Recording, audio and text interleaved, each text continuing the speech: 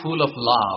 দাওয়া বললে এটার সাথে লাভ থাকতে হবে, লাভ, ভালোবাসা। ভালোবাসা দিয়ে আপনি মানুষের হৃদয় জয় করতে হবে। আমরা দায়ীরা অনেক সময় বেশি জাজমেন্টাল হয়ে যাই।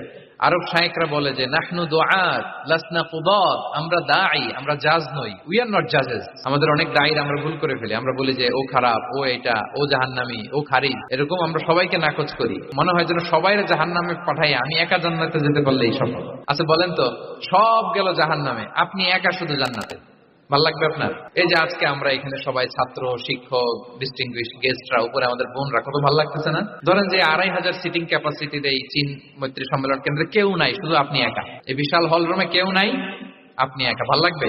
সবাইকে জাহান্নামে পাঠিয়ে শুধু আমি জান্নাতে গেলে এটা আমার ভাল লাগবে না ওই জান্নাতে।